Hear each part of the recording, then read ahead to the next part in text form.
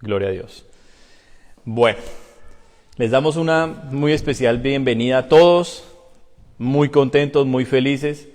Tenemos ya a varios de los hermanos aquí reunidos y a los demás, a los que están allí en casita, les queremos dar la bienvenida muy especial.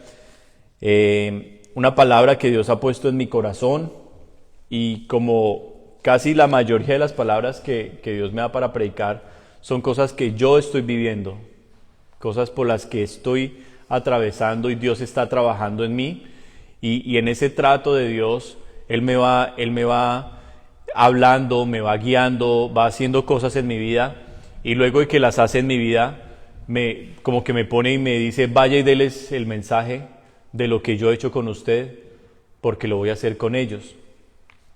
Y es más o menos lo que Dios ha estado trabajando. Cuando estuve predicando sobre cómo vencer la angustia, cómo vencer el afán, todas esas eran cosas de las cuales Dios estaba realmente trabajando en mí. Y es bonito poder venir con una palabra, como dice Hebreos 4:12, una palabra viva, o sea, una palabra que en uno está haciendo algo.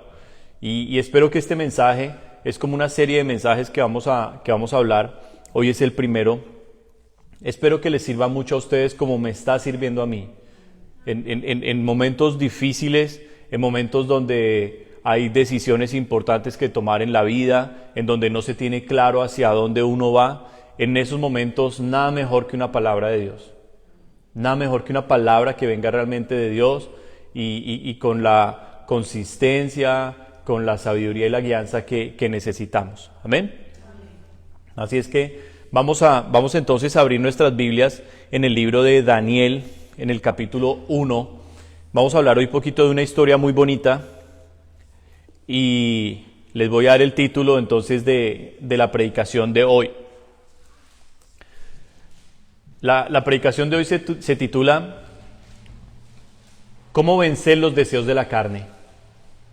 ¿Cómo vencer los deseos de la carne? Amén.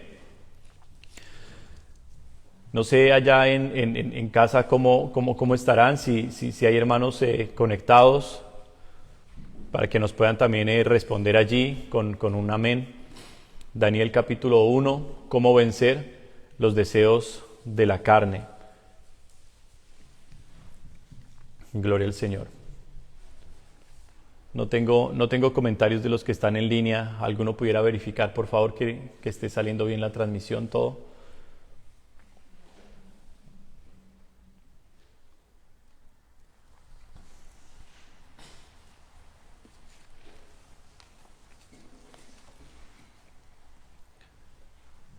Gloria a Dios. Daniel capítulo 1. ¿Ya están allí?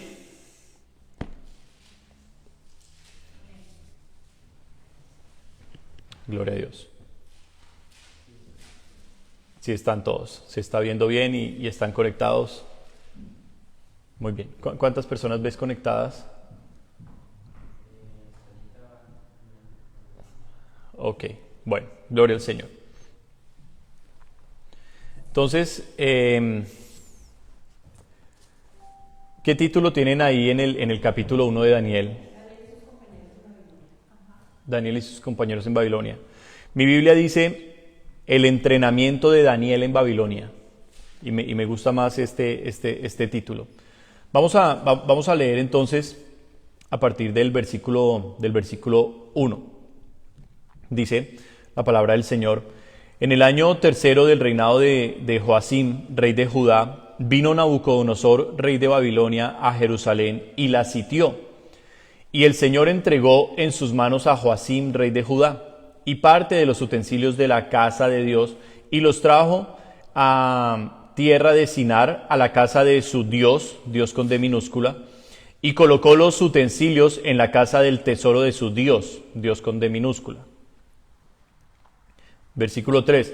Y dijo el rey a Aspenaz, jefe de sus eunucos, que trajese de los hijos de Israel, del linaje real de los príncipes, muchachos en quienes no hubiese tacha alguna, de buen parecer, enseñados en toda sabiduría, sabios en ciencia y de buen entendimiento, e idóneos para estar en el palacio del rey, y que les enseñase las letras y la lengua de los caldeos. Y les señaló el rey ración para cada día de la provisión de la comida del rey y del vino que él bebía, y que los criase 3 años para que al fin de ellos se presentasen delante del rey. Entre estos estaban Daniel, Ananías, Misael y Azarías, de los hijos de Judá. A estos el jefe de los eunucos puso nombres. Puso a Daniel Beltsasar, a Ananías Sadrac, a Misael Mesac y a Azarías Abednego.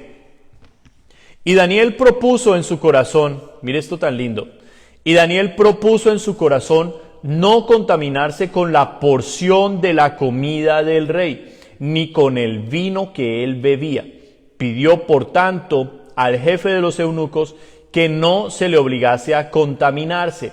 Y puso Dios a Daniel en gracia y en buena voluntad con el jefe de los eunucos. Y dijo el jefe de los eunucos a Daniel: temo a mi señor el rey, que señaló vuestra comida y vuestra bebida, pues luego que él vea vuestros rostros más pálidos que los de los muchachos, que son semejantes a vosotros, condenaréis para con el rey mi cabeza. Entonces dijo Daniel a Melzar, que estaba puesto por el jefe de los eunucos sobre Daniel, Ananías, Misael y Azarías: te ruego que hagas la prueba con tus siervos por 10 días y nos des legumbres a comer y agua a beber. Compara luego nuestros rostros con los rostros de los muchachos que comen de la ración de la comida del rey, y haz después con tus siervos según veas. Consintió pues con ellos en esto y probó con ellos 10 días, y al cabo de los 10 días pareció el rostro de ellos mejor y más robusto que el de los otros muchachos que comían de la porción de la comida del rey. Amén. Vamos a empezar explicando el contexto de esta palabra.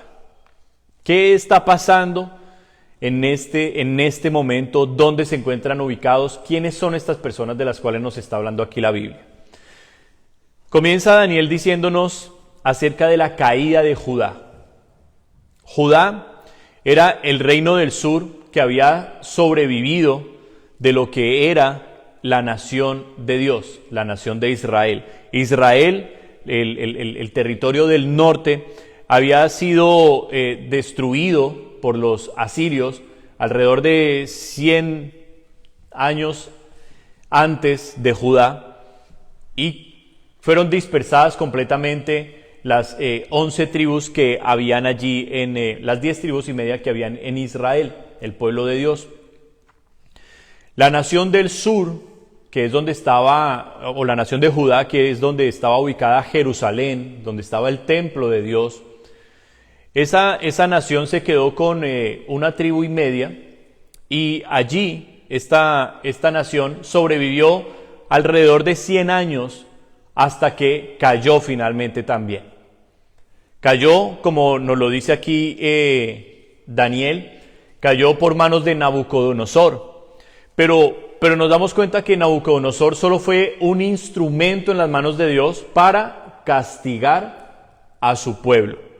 Dios por cientos de años les había advertido, en la ley se les había advertido de las consecuencias que traería la idolatría, el adorar otros dioses, y todo esto se vino a cumplir primero en Israel. Judá no tomó la advertencia, y algunos años después también en Judá. Viene Nabucodonosor, sitió la ciudad, o sea, la rodeó, era lo que se acostumbraba en ese tiempo. Acampaban los ejércitos de cientos de miles de soldados, venían muy armados alrededor de una ciudad completa y no dejaban entrar ni salir a nadie. Y al pasar el tiempo, al pasar los meses, se les acababa la comida, se les acababa el agua, y como ya no tenían nada, terminaban rindiéndose. O el ejército también podía en muchos casos destruir el muro, tumbar las puertas y penetrar a la ciudad. Cuando se rompía la fortaleza, por cualquiera de las dos formas, o porque se rendían por el tiempo, o porque el ejército penetraba los muros y las puertas, cuando se rompía esa fortaleza, esa protección, el ejército entraba al lugar y saqueaba todos los tesoros, absolutamente todos los tesoros, se llevaban mujeres, se llevaban niños, cogían a los reyes, muchas veces los tomaban prisioneros, otras veces los mataban, y a los consejeros de los reyes, como también a sus hijos, o sea, los príncipes, se los llevaban como un tesoro de guerra.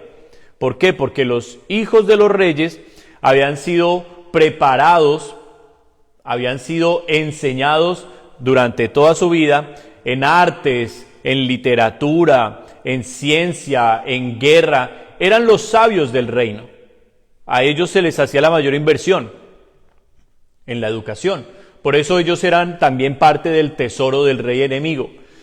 Entonces encontramos allí a Daniel, encontramos allí también a Misael. Los nombres hebreos no los conozco muy bien. Daniel, Ananías, Misael y Azarías. Muy bien. Los encontramos a ellos entre los principales de Judá que fueron llevados prisioneros, cautivos a Babilonia, como parte del tesoro. Y el rey hizo lo que siempre hacía con todos los demás. Tráiganme los tesoros que tenían ellos dedicados a su Dios y pónganlos en el templo de mi Dios. Eso fue lo que hizo Nabucodonosor. Los tesoros del Dios de Israel, que es el verdadero Dios, parte de ellos fueron a parar en la casa de los tesoros del Dios de Nabucodonosor. Un Dios con D minúscula, o sea, un ídolo. Imagínense lo terrible. Pero después de los tesoros, Nabucodonosor dice, ok, de todos los príncipes que hemos traído, tráiganme de ellos los mejores. Y quiero que me los preparen. 3 años me los van a preparar. Ellos hablan hebreo, entonces le van a enseñar la lengua caldea. Le van a enseñar la lengua de los caldeos, el arameo. Entonces ellos van a ser de mis principales consejeros. Van a ser parte de mi consejo real. Solo los mejores tráiganmelos. Los van a traer al palacio, les van a cambiar los nombres, les van a cambiar las vestiduras y los van a enseñar y les van a dar lo mejor. Lo que yo como, ellos lo comerán. Ellos van a recibir el mejor trato porque va a ser mi consejo, parte de mi consejo real. Entonces ahí trajeron estos 4 jóvenes, solo son jóvenes. Ahora, yo les pido algo. Pónganse en los zapatos de esos 4 jóvenes. ¿Cómo se encuentran sus corazones en esos momentos? Ellos fueron testigos de las matanzas en Jerusalén. Ellos vieron cómo cayeron las ciudades en Judá. Ellos vieron cómo cayó primero una ciudad grande llamada Laquis, la destruyeron completamente, una ciudad amurallada, destruyeron sus muros, destruida. Y ahora ven cómo entran a la intocable Jerusalén, que siempre había sido el emblema para los judíos. Allí estaba el templo donde invocaban a Dios, el templo donde la gloria de Dios había descendido. El Dios creador de todas las cosas había aparecido en ese templo a Salomón en la dedicación. Ese Dios se había manifestado defendiéndolos de muchos ejércitos enemigos antes. Por cientos de años Dios los defendió cuando acudían a Él. Y ahora el templo estaba en llamas.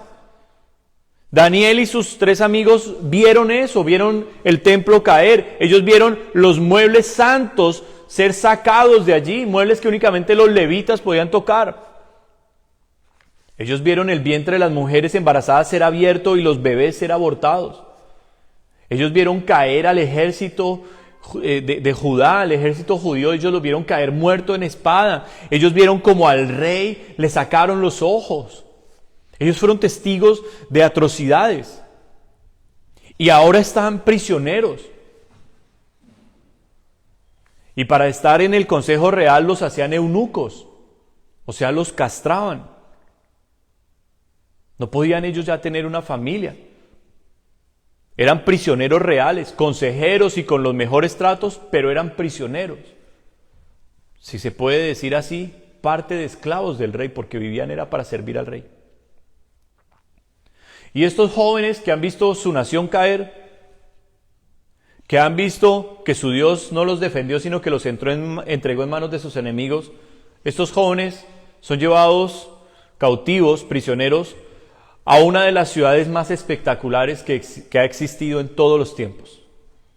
Si nosotros comparáramos Babilonia con una ciudad moderna, la ciudad más cercana que se le pudiera comparar sería una ciudad tal vez como, no sé, en Arabia Saudita. Las naciones que están llenas de petróleo y de riquezas y que están levantando un Dubái lleno de cosas esplendorosas, que gastan millones de millones de millones en adornos y en cosas para mostrar su riqueza y su poder. Si pudiéramos comparar a Babilonia con una ciudad ahorita, pudiera ser Dubái, pero no se le acercaría. Parte de los hallazgos arqueológicos de Babilonia los han reconstruido en diferentes museos. Y todo lo que se había hecho en Babilonia era espectacular. Era una ciudad que había sido construida en medio de un desierto. Se había desviado uno de los principales ríos para que alimentara la ciudad, y el río lo habían canalizado de tal manera que había hecho como una especie de fortaleza alrededor de la ciudad. O sea, nadie podía entrar por allí porque el río rodeaba a Babilonia. Los puentes eran gigantescos, las murallas, tenía doble muralla, y la segunda columna de murallas que tenía, por estas murallas corrían carros de caballos. O sea, estamos hablando de una cosa espectacular. Y la entrada de la ciudad había sido adornada con azulejos, que era una especie de cerámica, como la cerámica que hoy conocemos, pero una cerámica de vidrio con pinturas azules, que hacía que desde la distancia Babilonia pareciera un mar. La ciudad era absolutamente espectacular. Y ni qué decir de los jardines colgantes. Ahí, yo los animo a que ustedes se metan y vean las descripciones que les estoy hablando, para que puedan entender a dónde fueron llevados ellos. Ellos van entrando de su nación destruida, testigos de atrocidades, con el dolor en su corazón de que su Dios los ha abandonado, de que están bajo el castigo de Dios, pero están entrando a un lugar que sus ojos no lo pueden creer. No lo pueden creer. Los jardines colgantes de Babilonia hace una de las mayores maravillas del mundo en la historia. Como en un medio de un desierto hicieron edificios y edificios donde eran millones y millones de plantas colgando con cascadas en pleno desierto. Una cosa espectacular, impresionante. Impresionante. Y ellos están ahorita ahí. Y en medio de tanto lujo y tanta suntuosidad, Daniel hace un compromiso en su corazón. Y Daniel propone en su corazón no contaminarse. ¿Qué significa contaminarse? Miren, en Jeremías capítulo 17, versículo 19, si ustedes lo quieren leer, Jeremías 17 y 19, Dios le dio una orden a Jeremías.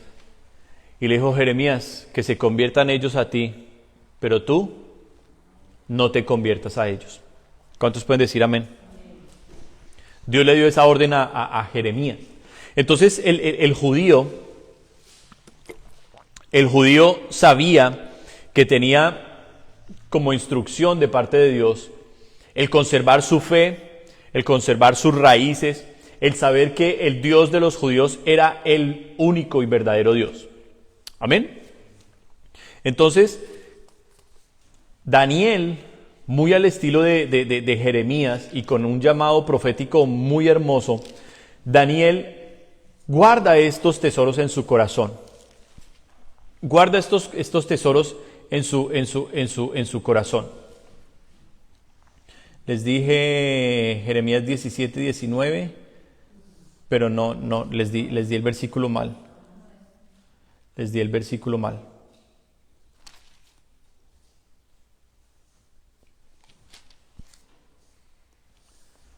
Discúlpenme que no anoté el versículo y se los di mal. Ahora lo rectificamos. Aquí está, es el 15. Es el 15:19. Jeremías 15:19, discúlpenme.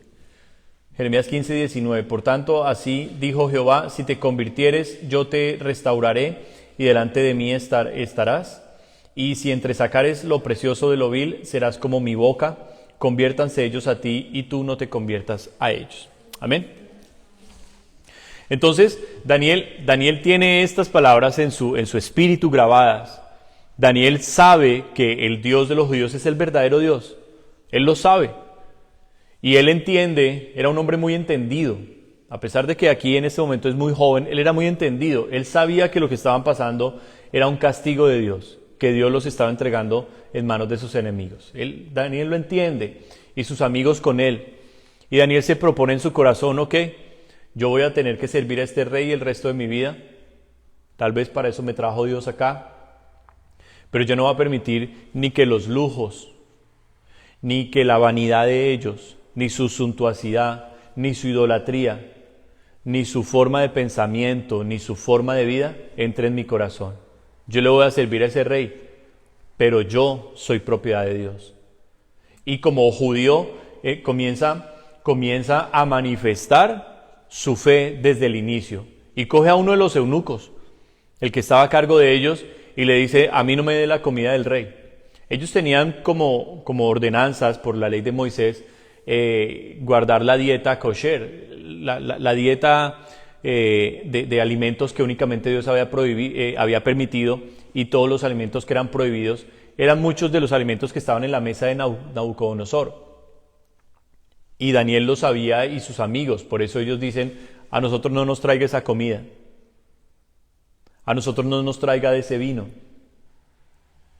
Ellos mismos, los amigos de Daniel, Sadrac, Mesach y Abednego, que eran ya sus nombres caldeos, serían los que no doblarían sus rodillas delante del ídolo de Nabucodonosor y entrarían en el horno de fuego, de donde Cristo mismo los sacó con vida y en victoria.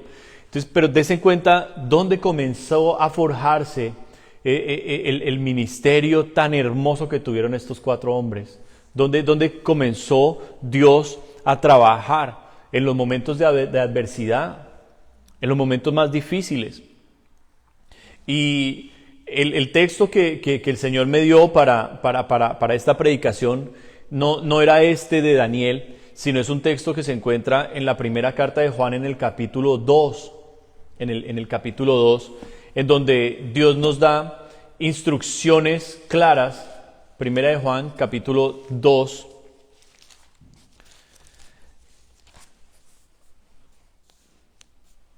En el versículo 15 al 17. Primera de Juan 2, 15 al 17.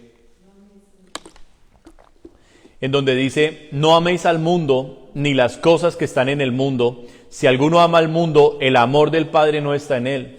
Porque todo lo que hay en el mundo, los deseos de la carne, los deseos de los ojos y la vanagloria de la vida, no proviene del Padre, sino del mundo. La instrucción que Dios nos está dando aquí es muy clara. Y Dios nos ha puesto a escoger entre amar al mundo o amarlo a Él. Entre escoger lo santo de Dios o vivir por lo profano del mundo. Entre ser amigos de Dios o ser amigos del mundo. Y el que es amigo del mundo se hace enemigo de Dios, lo dice también el apóstol Santiago. Entonces Dios nos está llamando como llamó a su pueblo en la antigüedad, como llamó en la iglesia primitiva. Dios sigue a lo largo de todo el tiempo haciendo el mismo llamado a que los que creemos que el Dios de los judíos es el verdadero Dios, que Jesucristo es su Hijo, que se hizo hombre, murió en la cruz por nuestros pecados y resucitó con poder de entre los muertos. Dios nos está diciendo que a los que verdaderamente creemos en Él, tengamos una relación de amistad con Él y una relación de repudio o de rechazo a las cosas del mundo.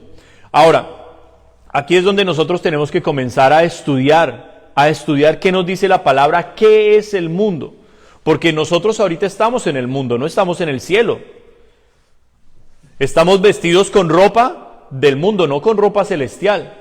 Comimos comida como el resto de la gente come comida. Entonces, ¿qué es el mundo para Dios? ¿Qué es el mundo que Él quiere que nosotros rechacemos? ¿Qué es el mundo que Dios quiere que nosotros dejemos atrás para poderlo seguir a Él? Eso es lo que tenemos que estudiar. Y tenemos que hacerlo aquí, en los textos que Dios nos va dando. Entonces, dése cuenta cómo Daniel y sus tres compañeros, Daniel y sus tres amigos, lo primero que tienen es un deseo en su corazón. ¿Cuál era el deseo de ellos cuatro? No contaminarse. O sea, en otras palabras, ellos no iban a hacer nada indebido delante de Dios. Ellos no iban a hacer nada indebido. A pesar de que estaban en un momento desastroso para los judíos, a pesar de que ellos no tuvieran ya una expectativa de vida, ya su expectativa de tener familia, de tener su propia libertad, eso había desaparecido para ellos. Ellos eran, vuelvo y lo digo, siervos o esclavos del rey. Pero a pesar de eso, ellos tenían claro que Dios tenía un propósito en sus vidas. Y que estuvieran donde estuvieran, así estuvieran en el momento más terrible, ellos, a costa de su propia vida, no negarían al Dios que los creó. Y dése cuenta la circunstancia en la que ellos estaban. Porque nosotros muchas veces nos quejamos y nos pasa a todos. Nos viene un problema, nos viene una situación y decimos, Señor, pero si yo he orado, si yo he creído en ti, ¿por qué me está viniendo esto? Otras veces estamos pasando un momento difícil y decimos, Dios me está castigando, y nos imaginamos que Dios tiene un látigo todo el tiempo en su trono, está con ese látigo listo para darnos una vara de hierro para venir y castigar y disciplinar a sus hijos continuamente. Y ambas imágenes son erróneas porque Dios no es así. Dios es una expresión total de amor, de misericordia y de compasión. Sí disciplina, sí forma, pero bajo el amor que Él tiene por nosotros. Si Él quisiera haber ejecutado sus juicios, no habría mundo el día de hoy. Y de tal manera nos amó, así de grande fue su amor, que envió a su Hijo a morir por nosotros. Y dice la Escritura, para que todo aquel que en Él crea y tenga vida eterna. Entonces dése cuenta cómo tenemos la necesidad de formar la idea correcta de Dios según su palabra y según lo que vivimos con Él en una relación genuina, verdadera. Dios sí los disciplinó, sí los entregó en manos de los babilonios, porque se los había advertido. La idolatría es un pecado muy grave delante de Dios. Y el amar al mundo es decirle a Dios, yo no quiero amistad contigo. Pero ¿qué es el mundo? Bueno, la Escritura nos ayuda a comprender cada cosa. Porque yo pudiera darles mi idea personal de lo que es el mundo y ustedes seguirían mi idea personal de lo que es el mundo y todos pudiéramos estar equivocados. Pero cuando seguimos lo que dice la Biblia, podemos estar seguros. ¿Amén? Entonces, ¿qué dice la Biblia de lo que es el mundo? Mire, el apóstol Juan lo ubica en tres categorías. Número 1, los deseos de la carne. Número 2, los deseos de los ojos. Número 3, la vanagloria de la vida. Entonces, el mundo que realmente es un espíritu, el mundo es un espíritu, el espíritu del mundo, lo que produce en la gente es una exacerbación, un alboroto en sus partes emocionales y físicas para que deje que su carne lo gobierne. Y cuando hablamos de carne, no estamos hablando de comida y bebida, estamos hablando de las áreas pecaminosas en nosotros. Y la palabra nos lo va a decir en Gálatas capítulo 5, a partir del versículo 19 al 22, al 21, nos va a decir cuáles son las obras de la carne. Y manifiestas son las obras de la carne, dice la palabra: iras, pleitos, contiendas, herejías, enemistades, celos, hechicerías, fornicaciones, adulterios, herejías, lascivias. Entonces, el espíritu del mundo, que es realmente un espíritu maligno, lo que hace es que la gente viva por los deseos de su carne. Entonces, miren lo que encontramos en las dos caras de la moneda. En un lado tenemos la amistad con Dios y en la otra tenemos la amistad con el mundo. Tenemos que escoger. En la amistad con el mundo, ¿qué va a haber? Vivir por nuestra carne, sin ningún control. O sea, mentir sin ningún control, dejar que nuestro carácter siempre fluya sin ningún control, ser gente que pasa por encima de otras personas sin ningún control, vivir una vida egoísta para nosotros mismos sin importar los sentimientos de nadie más, vivir solo para nosotros. Eso es lo que está en una cara de la moneda y va a estar regido por los deseos de la carne principalmente, por los deseos de los ojos y por la vanagloria, o sea, por las cosas vanas o pasajeras de la vida.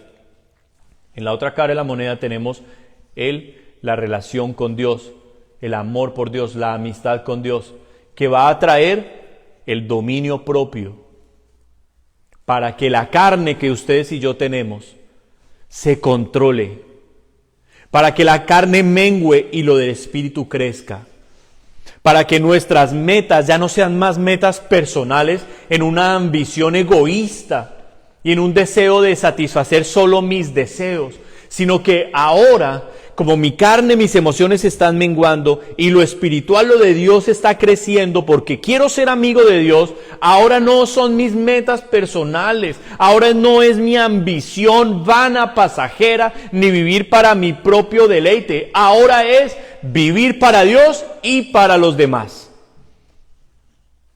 Yo no sé si pueden decir amén, pero ahí se están cumpliendo los dos principales mandamientos. Amarás al Señor tu Dios con todo tu corazón, toda tu mente, toda tu alma y todas tus fuerzas. Y el segundo, ama a tu prójimo como a ti mismo. Es así de sencillo. Pero nosotros debemos elegir cuál de las dos queremos tomar. Porque si tomamos la del mundo, vamos a vivir egoístamente y nuestra carne nos va a gobernar. Los deseos de nuestra carne no los podremos controlar, no podremos ponerle límite a la fornicación, al adulterio, a la lascivia, a los robos, a los pleitos, al rencor, a las enemistades, a la falta de perdón, a la vanidad, a la lujuria, a la mentira, a la calumnia, al chisme, a los malos deseos. No los podremos controlar. Pero cuando nosotros escogemos amar a Dios, ser amigos de Dios, Dios tiene algo, y es que Dios está rico en gracia. ¿Y qué es la gracia? También es un espíritu. Así como Satanás tiene el espíritu del mundo para llenar a la gente de ese espíritu y que vivan por la carne en el pecado y llevarlos al infierno, así Dios está lleno del espíritu de gracia, que según la palabra en Hebreos capítulo 10 es el espíritu con E mayúscula, es el Espíritu Santo. Entonces cuando nosotros creemos en Cristo, rechazamos el mundo, Dios nos llena de la gracia, o sea, nos llena de su espíritu y por el espíritu hacemos morir las obras de la carne. Yo quiero que lo leamos. Yo les pido que lo leamos en Gálatas capítulo 5, versículo 17, para que entendamos cómo funcionan las cosas celestiales y qué es el verdadero cristianismo. ¿Qué es el verdadero cristianismo?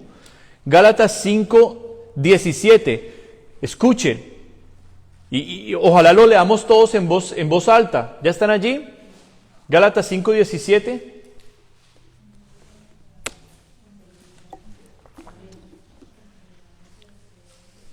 Ok, vamos a leerlo entonces en voz alta. Dice, porque el deseo de la carne es contra el Espíritu, con E mayúscula, o sea, el Espíritu Santo, y el del Espíritu es contra la carne, y estos se oponen entre sí para que no hagáis lo que queréis. Entonces, dése cuenta cómo Dios es un Dios de elecciones. Dios es un Dios de decisiones radicales en la vida.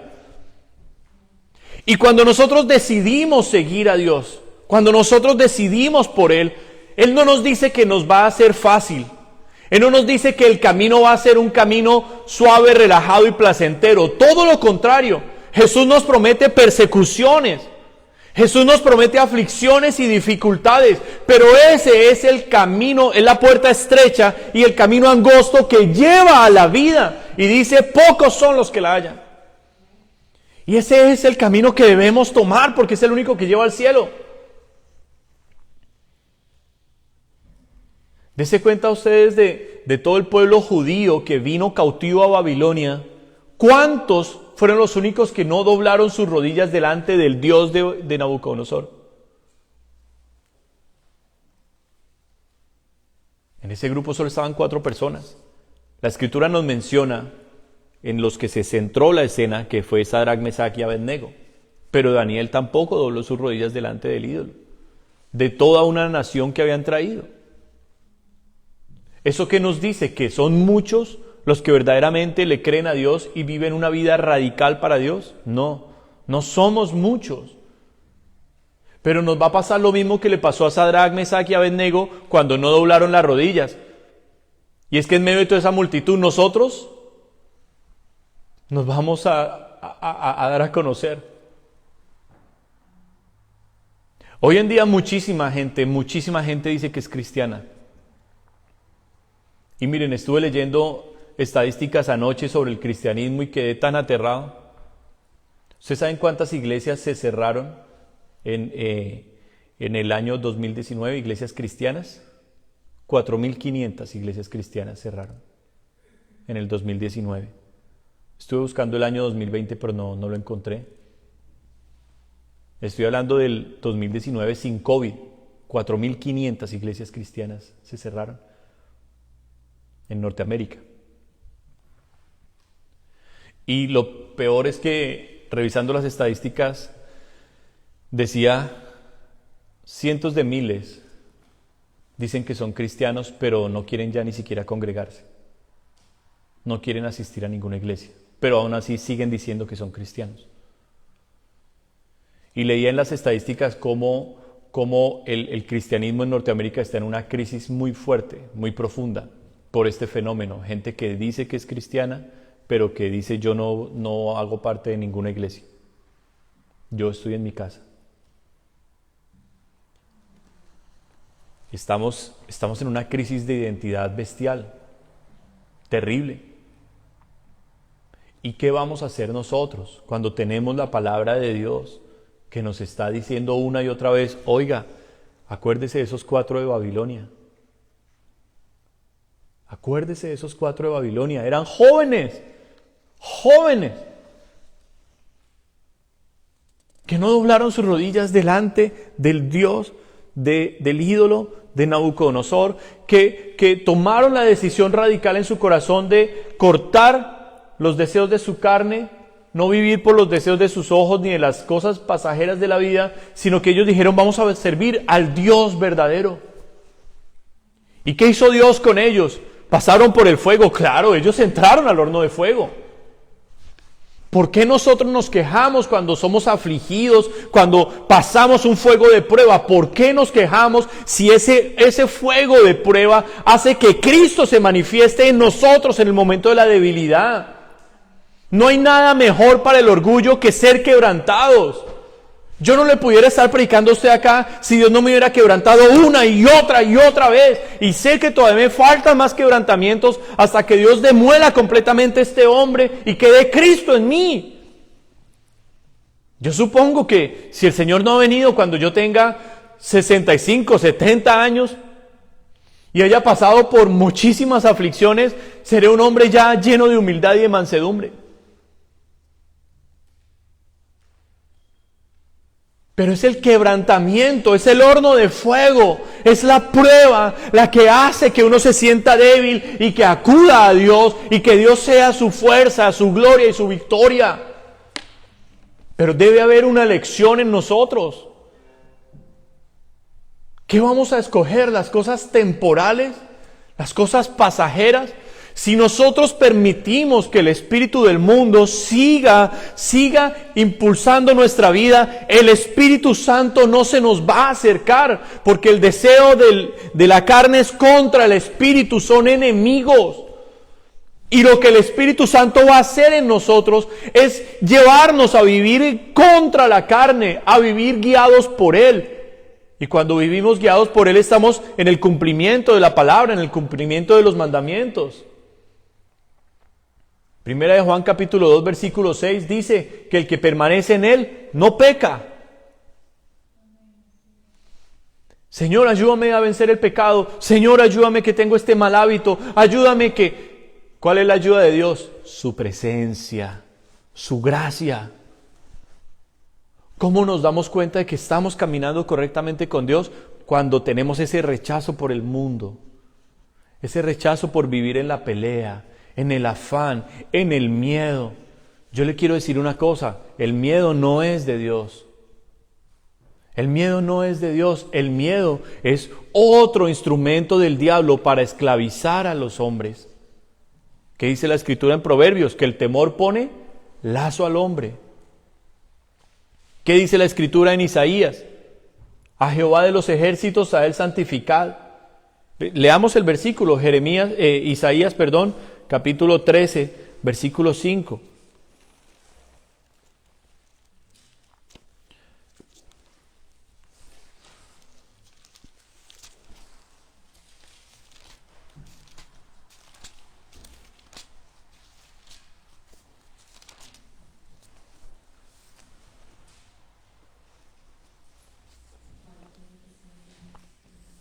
Otra vez lo volví a citar mal. Ay, Señor, se me están cruzando los versículos.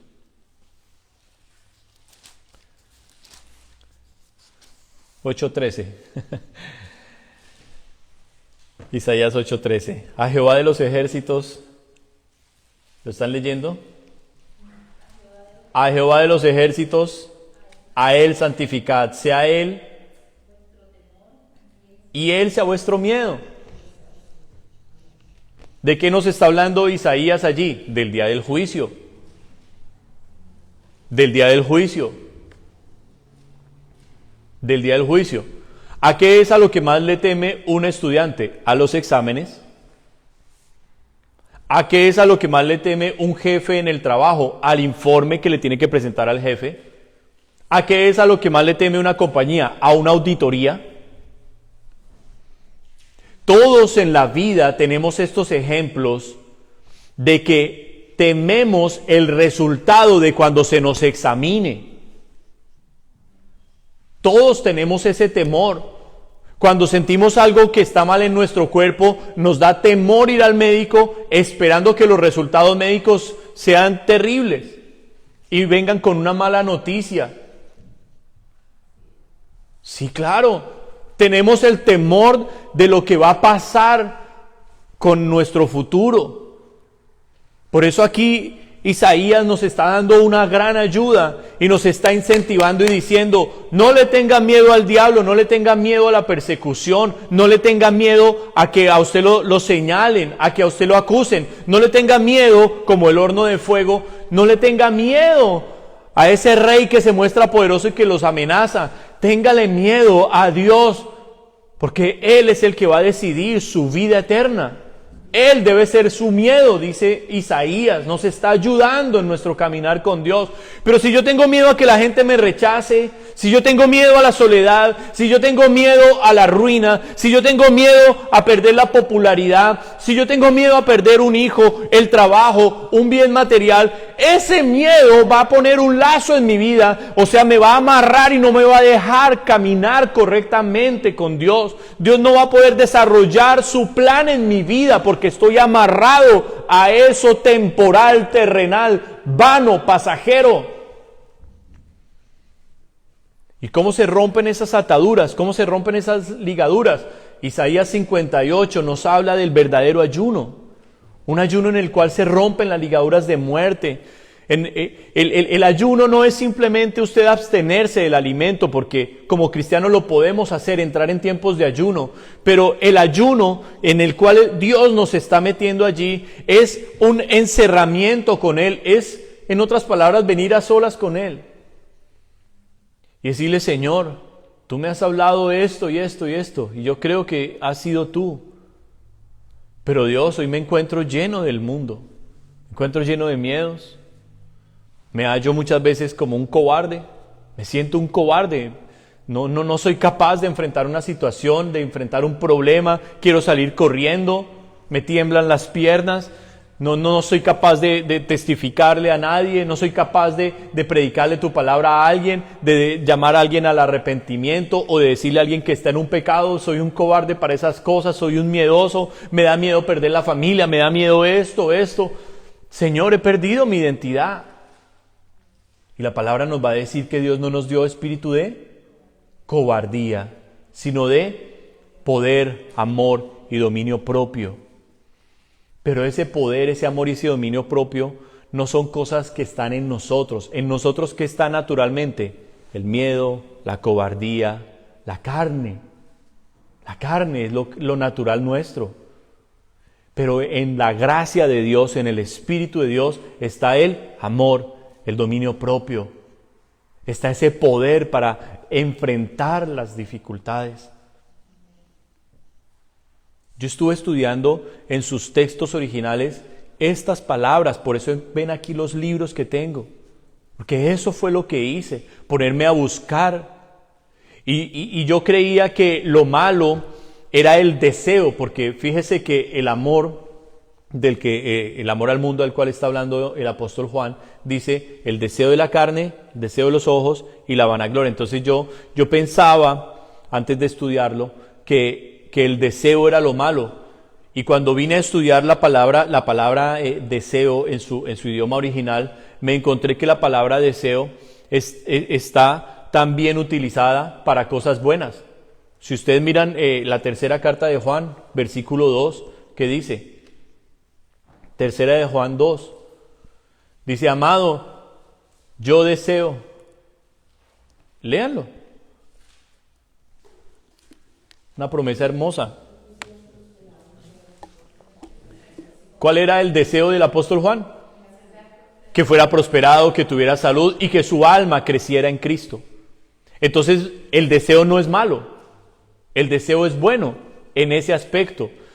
Entonces me di cuenta, estudiando esta palabra, porque hay muchos versículos sobre el deseo en cosas buenas. Por ejemplo, 1 de Tesalonicenses 2:17 habla de una comunión renovada, o sea, de un volver nuevamente a mi relación con Dios, porque Dios quiere eso. Dios desea que volvamos nuevamente a estar con Él en los momentos, como en los momentos cuando estábamos así bien metidos, para los que tal vez sufrimos un bajonazo en nuestra vida espiritual.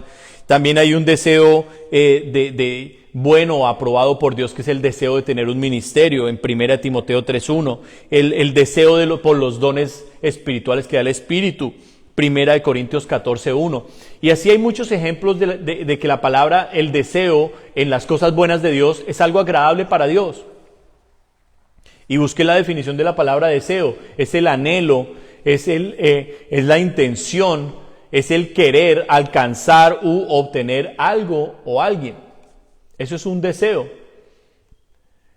Pero como siempre, lo que tenemos que alinear es el corazón para que el deseo que tengamos sea un deseo bueno y no un deseo malo. ¿Cuál fue el deseo de Daniel y de sus amigos? No contaminarse. ¿Ese fue un deseo bueno o un deseo malo? Ahora les pregunto, ¿cuál fue el deseo del resto de los judíos que llegaron allá a Babilonia?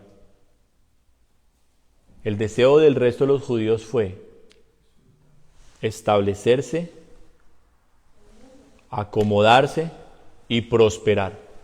Pastor, ¿usted por qué dice eso?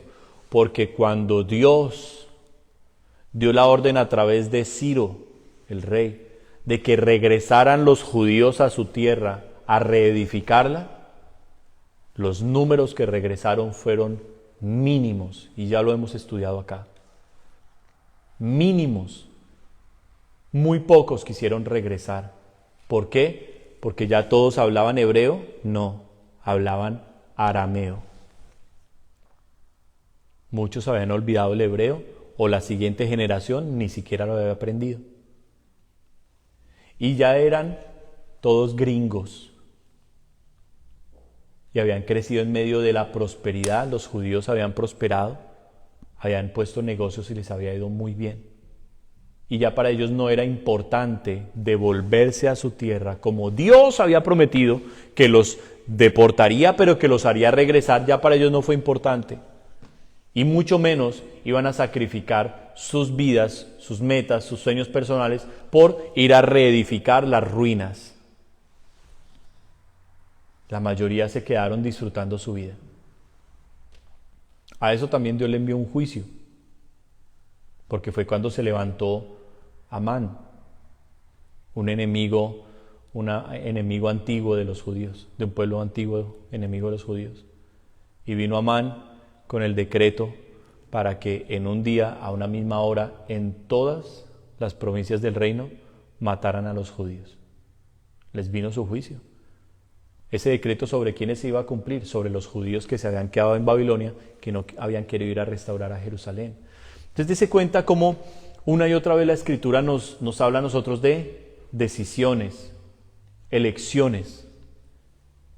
Y lo que nosotros hoy decidamos hacer va a tener consecuencias en esta vida y en la porvenir, en el futuro también. ¿Cuántos pueden decir amén? ¿Cuál es el deseo de Dios? Y vamos a terminar allí. ¿Cuál es el deseo de Dios, del corazón de Dios? Ahí está grabadito en ese versículo que acabamos de leer, en la 3 de Juan, versículo 2. Yo deseo que seas prosperado. Y ya hablamos ese versículo en mensajes anteriores. O sea, yo quiero que tú llegues al cumplimiento de mi propósito en tu vida. Yo quiero que tú crezcas espiritualmente. Yo quiero usarte, quiero que seas un instrumento en mis manos. Regresemos a Daniel para que podamos cerrar bien esta enseñanza el día de hoy y ver cómo Dios se manifiesta con agrado cuando uno decide por Él. Porque yo sé que esta palabra hoy es para mí y sé que esta palabra Dios me la dio para personas que están atravesando momentos difíciles, en que tienen que decidir cosas importantes con sus vidas. Pero yo le digo, indiferente a lo que nosotros hoy hagamos, negociemos, vengamos o vayamos, indiferente a esas cosas, la principal decisión ya la tenemos que haber tomado, y es no contaminarnos con las cosas de este mundo, no vivir para los deseos de nuestra carne, para los pleitos, para las iras, para el rencor, para la mentira, para la hipocresía, para la falsedad, para la vanidad, para el pecado sexual. No vivir para esas cosas, porque si vivimos por esas cosas, dice la palabra, moriremos eternamente. Porque el que siembra para la carne, de la carne, segará corrupción y muerte. Y muerte. ¿Qué nos está queriendo decir Dios? Mire lo que dice el versículo 13. Daniel capítulo 1, versículo 13. Palabras de Daniel con esta convicción y seguridad. Dice, compara luego nuestros rostros con los rostros de los muchachos que comen de la ración de la comida del rey, y haz después con tus siervos según veas. Daniel ha tomado una decisión en su corazón. Daniel está absolutamente seguro, convencido de que Dios está con él y de que Dios se va a agradar en su radicalidad, en su decisión. Daniel sabe que su cabeza puede correr en cualquier momento. Daniel sabe que está en un lugar donde él es tratado como un esclavo. Daniel sabe que ya no tiene voluntad propia el resto de su vida. Pero Daniel dice, mi corazón le pertenece a uno solo. Y le dice al jefe de los eunucos, otro caldeo, un babilonio, le dice, yo no me voy a contaminar con lo del rey, ni su comida ni su bebida son para mí. Tráeme las legumbres, el agua, y compáranos con todos los demás. Daniel sabe que por guardar las ordenanzas de Dios va a haber bendición en su vida y él va a resplandecer por encima de cualquier otro.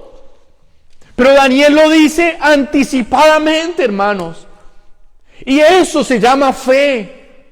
La fe no es decir, Dios me dio el trabajo que le pedí. La fe es decir, Dios me va a proveer el trabajo que necesito. Sin verlo, lo hablamos como si ya lo tuviéramos. Esa es la fe, el llamar a las cosas que no son como si ya estuvieran. La fe es saber que Jesús está con nosotros. Él sí está con nosotros. Viene el horno de fuego, viene el foso de los leones, porque Daniel hasta un foso de los leones fue a parar. La Escritura no nos dice que les tocó fácil a estos hombres, pero hermanos, sus nombres quedaron grabados para siempre, porque fueron hombres de valor, hombres que le creyeron a Dios e hicieron grandes proezas, y hoy nos sirven para darnos aliento de que como Dios los sacó a ellos, nos sacará a nosotros. Tenemos demasiados testigos alrededor nuestro. No pongamos los ojos en las cosas temporales, no pongamos los ojos en las dificultades, ni siquiera pongamos los ojos en nuestras propias debilidades y errores, porque si ustedes y yo nos miramos las debilidades y errores, nos vamos a desanimar. Cuando uno pasa un quebrantamiento, y los que han pasado por allí lo saben, cuando uno pasa un quebrantamiento, antes del quebrantamiento uno se sentía como que estaba mejorcito, ¿no? Como que uno era mejor persona y uno estaba súper bien. Le entraba el orgullo a uno. Pero cuando viene el quebrantamiento, hermanos, uno le dice, Señor, solo tú, Dios mío. Y ahí comienza a brotar la verdadera humildad. ¿Qué es la humildad? Reconocer lo que verdaderamente somos. Reconocer lo que verdaderamente somos. Y a eso nos quiere llevar Dios. Tomemos hoy una decisión por Él. Nunca es tarde, mis hermanos. Si hoy Dios nos está dando esta palabra, que no son palabras mías, si hoy Dios nos está dando esta palabra, Dios nos está diciendo algo de fondo y es, aún no es tarde. Aún no es tarde. Lo pueden hacer. Hoy podemos decidir por Él. Amén. Hoy podemos decidir por Él. Y hoy podemos decir, yo voy a ser como uno de esos 4. Tengo que salir a trabajar, claro. Pero yo no vivo como la gente del trabajo, para hacer overtime y tener más dinero para gastar en las cosas bobas de este mundo. No, yo voy al trabajo porque tengo que cumplir con mis cosas, tengo que ser un hombre, una mujer responsable, pero yo sé que el trabajo es simplemente eso, trabajo que me da una provisión, pero yo no vivo para ese trabajo, yo vivo para Dios. Al llegar a casa tengo tiempo con mi familia, por supuesto, Dios quiere que nosotros tengamos tiempo con la familia, pero después del trabajo y después de la familia tiene que haber un momento con Dios en donde nos despojemos de todos los problemas, del cansancio, de todas las cosas y le digamos, aquí estoy para amarte.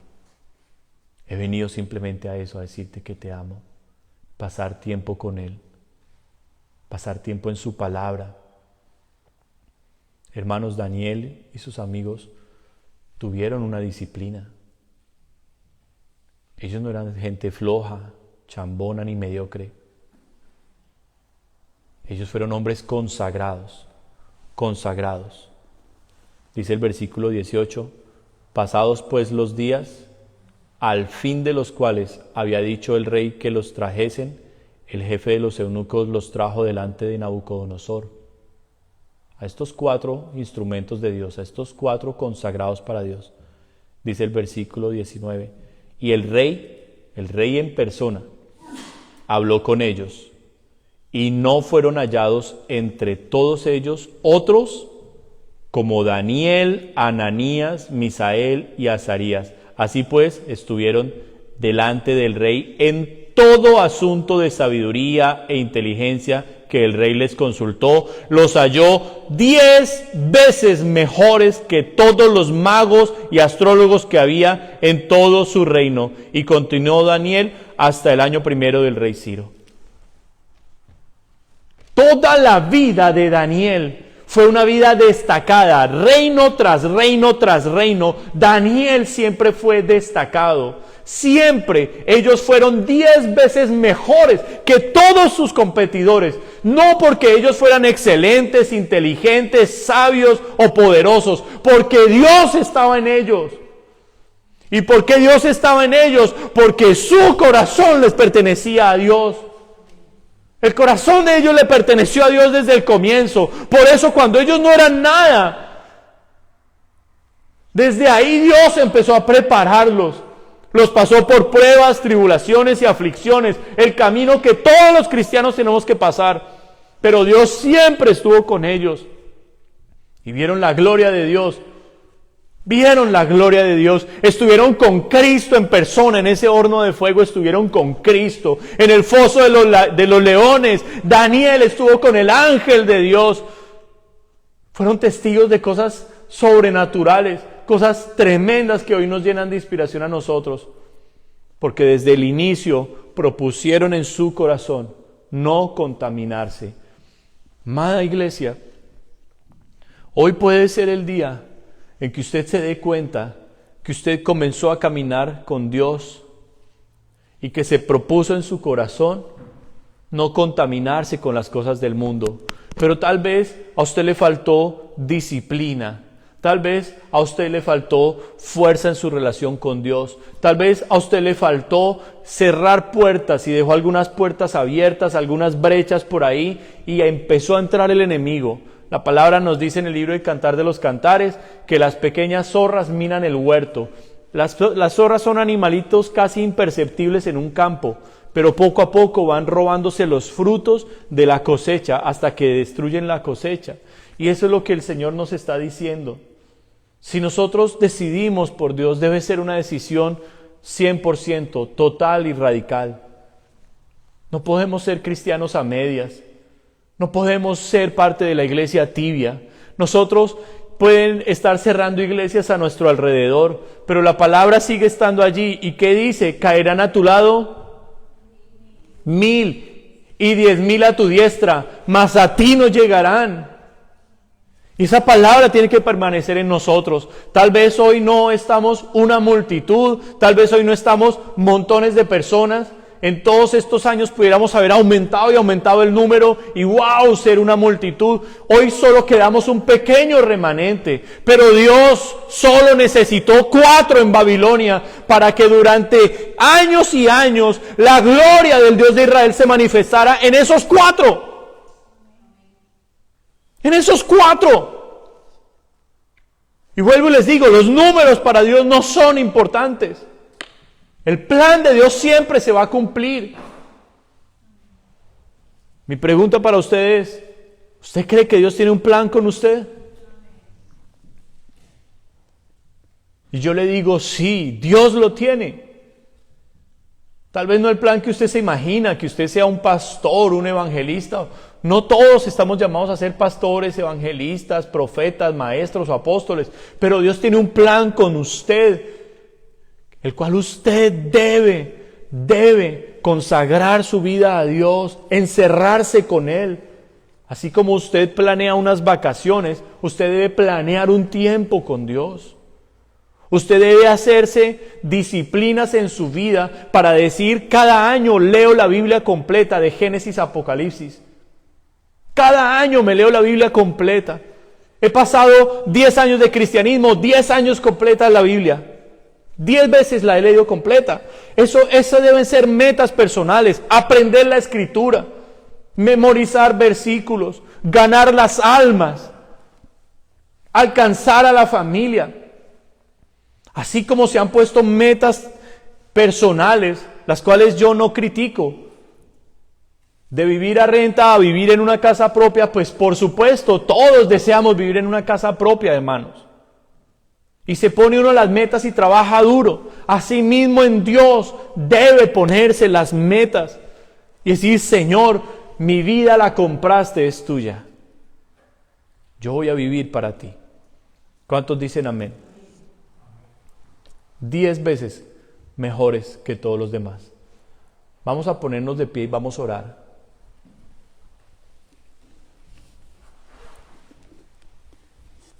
Qué tremendo, ¿no? Qué tremendo. El número 10 es un número que denota excelencia. El número 10 es un número que uno dice, oh, es el top. Fíjese que 2 veces lo utiliza aquí Daniel. En 10 días que ellos comieron la ración únicamente de Dios, sus rostros eran más resplandecientes que los de cualquier otro. Y cuando fueron traídos después de los años delante de Nabucodonosor, el rey los halló 10 veces mayores que todos los demás. Qué tremendo, ¿no? Lo que Dios nos está queriendo decir es que cuando le creemos y lo seguimos, nosotros vamos a estar en el top. Nosotros vamos a estar aquí en el top. Allí Dios ha pensado tenernos a ustedes y a mí, aquí en el top, en el top. Eso es lo que Él ha programado para nosotros. Yo solo les pido, abramos el corazón, mis hermanos. Abrámosle el corazón y creámosle que esta palabra hoy es para nosotros. Esta palabra hoy Dios nos la envió a nosotros, no solo para vencer los deseos de la carne, sino para afirmarnos en nuestro caminar con Dios. Para los nuevos, para los que están empezando, este es un mensaje de aliento para que entiendan que uno en Dios debe ponerse metas grandes, metas que realmente uno diga, mi vida va a estar consagrada para Él. Yo voy a ser un excelente cristiano, un excelente hombre de Dios, una excelente mujer de Dios. Metas de oración, metas de lectura bíblica, metas de ayunos, tener sueños y trabajar por ellos. Así es que vamos a orar, mis hermanos. Allí donde cada uno de ustedes está, yo le pido, comience a hablar con Dios. Comience a hablar con Dios. Bendito Rey de Gloria, queremos darte gracias en esta hora preciosa y maravillosa, Señor, en la cual tú nos has hablado. Y, Señor, no nos queda más que humillarnos y pedirte perdón, reconociendo la chambonada. Hemos sido chambones en muchas cosas. Hemos sido mediocres, flojos, perezosos, cobardes, temerosos. Te hemos fallado mucho, Padre, mucho. Y hoy lo reconocemos y nos avergonzamos ante ti. No venimos con soberbia, todo lo contrario, venimos, Señor, a pedir tu perdón. Venimos a pedir tu perdón, Padre. Y te rogamos en el nombre de Jesús que por favor, en esta nueva oportunidad que nos estás dando, nos des la fuerza, el corazón correcto para decidir. Señor, queremos estar contigo. Queremos agradarte a ti, mi Dios. Queremos caminar como Jesús lo hizo. Queremos vivir para el Maestro y ser llenos de tu Espíritu, Señor. Queremos crecer. Sí, queremos crecer. Queremos prosperar en todas las cosas, como dice tu palabra, y tener salud, Señor. Y así como prospera nuestra alma, tomamos esas palabras hoy, Dios, y te damos gracias por hablarnos con amor, por alentarnos. Mi Señor, gracias porque en semejante reino tan grande, tan majestuoso, tan impresionante que fue Babilonia, siempre hubo 4 hombres allí que resplandecían, siempre, y eran sobre los cuales tu Espíritu estaba, tu poder, Señor. Gracias, maravilloso Dios. Aunque el mundo trató, Señor, de absorberlos, de corromperlos, Ellos no lo permitieron. Ellos no lo permitieron. Señor, el mismo Nabucodonosor, el nombre que le puso a Daniel, el nombre de Belsasar, que en lengua caldea significaba ofrecido o entregado a Bel, que era el dios de Nabucodonosor. Él trató de consagrárselo a su propio Dios, y qué tristeza para Daniel saber que ese era el nombre por el cual él lo llamaban. Pero Daniel sabía que se había consagrado era a ti. Daniel sabía que él era posesión tuya, Señor. Y te damos gracias por esto. Te damos muchas gracias, Señor, porque hoy tomamos esto de ejemplo y queremos agradarte. Queremos agradarte, Señor. Dios mío, que la gracia, tu Espíritu, cada día, Señor, llene más nuestras vidas. Hoy oro por este pueblo que tú has traído acá, Señor, por mis hermanos que están allí también en casa conectados.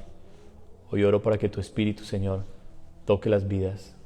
Espíritu Santo, a ti te ruego, tócalos, mi Señor. Tócalos en su parte más profunda de su corazón, de su ser. Que ellos sepan que hoy tú te agradaste en que hubieran venido a buscarte, Señor. Yo te pido, perdona todo pecado, Señor. Rompe cadenas y ataduras, Dios. Yo te pido, Señor, liberta a aquel que vino atado, encadenado, Señor. Ponle libertad hoy mismo, en el nombre de Jesús de Nazaret. Aquel que está, Señor, atribulado, aquel que está, Señor, acongojado, angustiado, afanado. Yo te pido, háblale y pon tu paz en su corazón y muéstrale tu amor una vez más. Manifiéstate, Dios, Dios maravilloso, Dios de Daniel, manifiéstate. Te damos gracias en esta mañana, tarde ya, Señor, preciosa, y te bendecimos, Dios, en el nombre de Jesucristo. Te presentamos también nuestros diezmos y ofrendas, Padre, que son para ti. Recíbelas con agrado, Señor, porque traemos de lo que tú nos has dado, Señor, con gratitud y con alabanza, reconociendo que tú eres nuestro sacerdote, Jesús. Gracias, Señor. Bendice a tu pueblo. Llévalo, Señor, a su casa en paz. Bendíceles dándoles una semana de gozo, de alegría. Oramos por los enfermos.